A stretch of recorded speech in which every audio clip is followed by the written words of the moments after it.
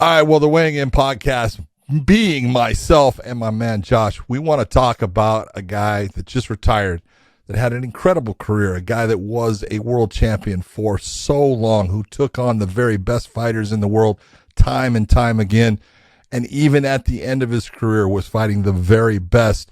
Jose Aldo is currently just retired from the sport of MMA. He was released from his contract with the UFC. They've talked about him possibly doing boxing in the future. He's still a young man. He's at 35 years of age, I believe, and he could do that. But what he's done, Josh, in the world of MMA, in the sport of MMA, people forget really quick how good he was, because when he came over to the States and fought in the WEC, that's when people started to get a view of what this guy could do. And there was the first fight that really put him in front of everyone and made them realize is Cub Swanson was a dynamic fighter in the WEC. And he hit Cub with a flying knee at the start of the fight. Cub went down, was unable to continue in that fight. And you knew from that moment, you knew you were looking at something special. John, that was the very first fight I ever saw him fight, and he was fantastic. And from that moment on, I was a huge fan. And everything he did after that was explosive. Everything he did, he tried to get fighters out of there. And almost every time he succeeded. He was a dominant fighter. He was somebody that put the combinations together better than almost anyone. The way he went right hand, hit to the body, boom, finished with a leg kick or head kick. He just put things together that the level of fighting at the time just wasn't there. He was leaps and bounds above everyone else. And that is why he became so dominant for so long, undefeated for almost, 10 years? He hadn't lost a fight. 10 years. I was trying to scrape by to get to keep like a 4-fight win streak, for a certain amount of time. I mean, this guy 18-fight win streak. This guy was phenomenal. And it's funny because I saw some press today talking about how he handled his loss with Conor McGregor, and that's really kind of the way he handled it with class and elegancy and all that stuff. And that kind of is his defining moment, and he made his run back. Well, I think it's bullshit.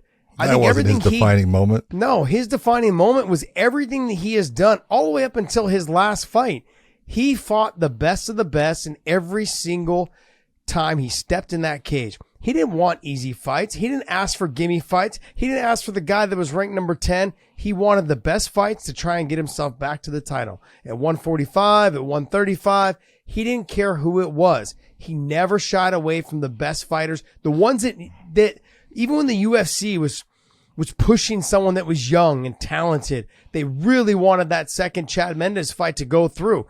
Now, I'm not saying they wanted him to lose. I'm just simply saying they were high on Chad Mendes. Yes, they were really high on Chad. And he had a fantastic fight. Their first fight was all him. Second fight was a great fight, great battle back and forth.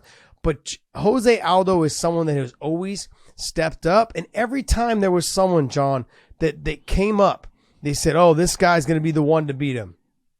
Never happened. Never happened. And he was so dominant for so long. He deserves nothing but the utmost respect and everything he did. His fight with Mark Hominick, you called that fight. You were in the cage.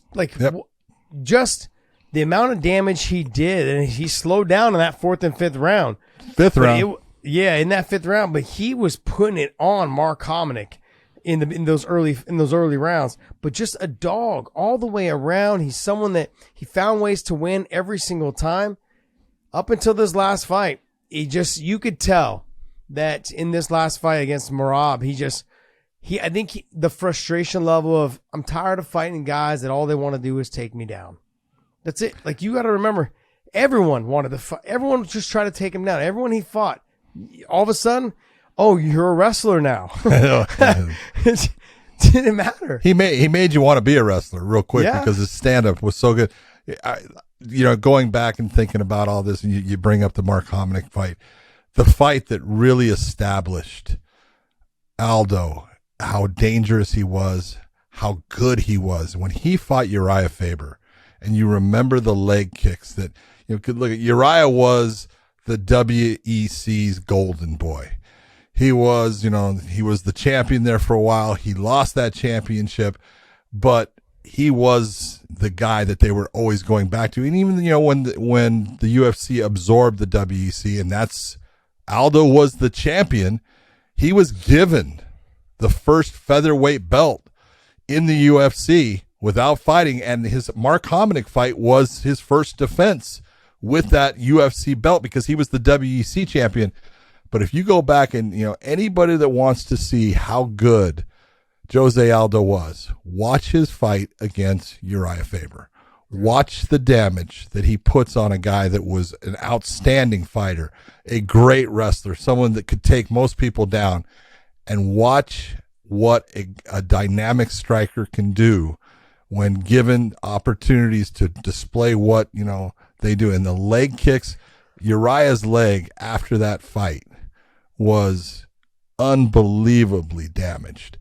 And he through leg kicks, Aldo showed you can control a wrestler. Take away his base, and he can't shoot on you.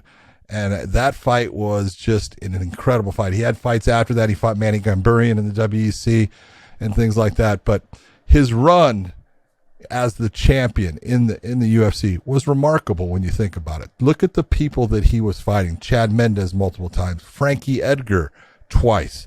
No one wants to fight Frankie Edgar twice, No. You fight Frankie Edgar once and you get a win, you go, whew, thank you very much. Fought him twice. Fought him at UFC 200 again. He was just a guy that, it did not matter who he was facing. He conducted himself the right way. He went out there and he always performed to the best of his ability. And I talk about, things like, so I always say, look at what are the three things we expect out of a fighter? Be on time, make weight, and go fight hard. I never saw once that he didn't fight hard. The one time with Conor, he didn't fight long because he went out there because Conor got under his skin. It was the one time that I did see Aldo get affected. He wanted to hurt Conor because of all the things that Conor had done over the time and with all those press things that they did, and they moved him from Rio to Ireland and back and forth everywhere. He wanted to hurt Conor, and Conor did a good job of getting under his skin.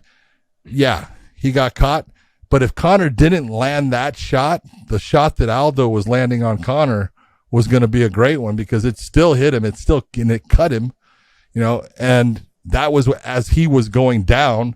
So I just look at the guy's career. He lost to Conor McGregor, a champion. He lost to Max Holloway, a champion. He lost to Peter Yan, a champion.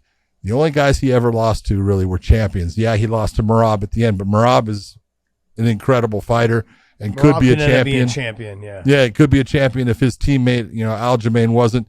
So this is a guy that he always fought the very best, and the only guys he ever lost to were the very best. If you've noticed, and I noticed, you and I have talked about it several times, he has fought the way he's fought for so long and was undefeated for so long. He also got away from his leg kicks as he got further on down in his career. And I think some of that had to do with some of the injuries, maybe to the ankles, to the feet, to the knees, whatever it is. He just wasn't as active with his leg kicks.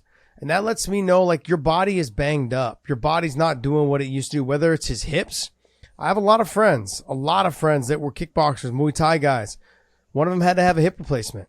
Oh, yeah. Just from all the Muay Thai kicks, and I got to be honest, my hips give me some issues. So I can imagine he's probably having some underlying issue on for him to get away from something that was his most dominant weapon that he possessed was his leg kicks. And he got away from them. And that's when he started having some issues with, fights being a little bit closer, fights being a little bit harder for him. All of those things, when you take away someone's major weapon, which he just wasn't as active with, because anytime you watched when he fought, who did he fight? Rob Font? Was it Rob Font? Yeah, Rob Font. Once he finally started kicking, that fight changed.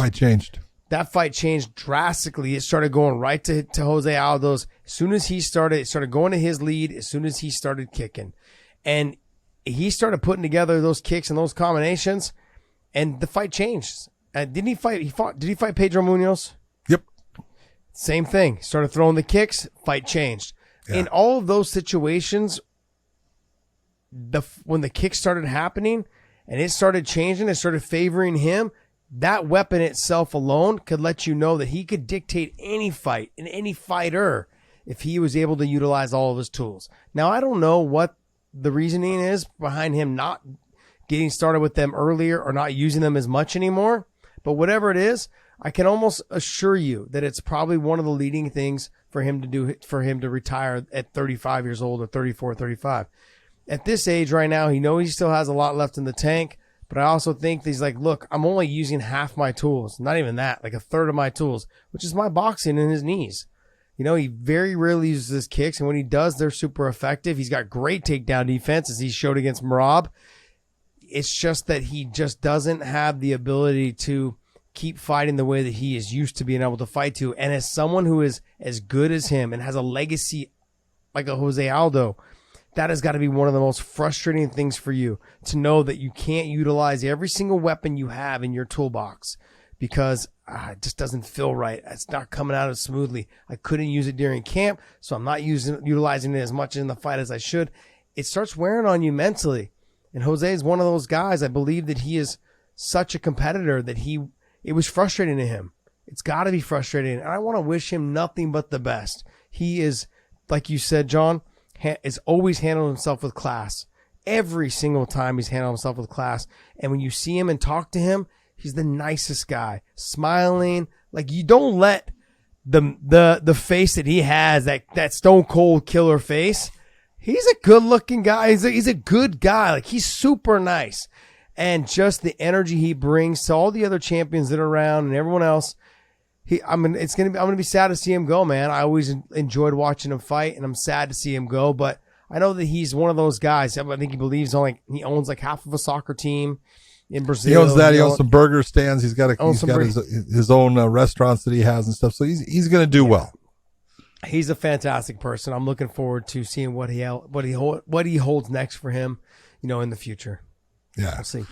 All I want to say, to Aldo, thank you so much, man. You were amazing. You were amazing to watch. You brought joy to anybody that loved the sport of MMA.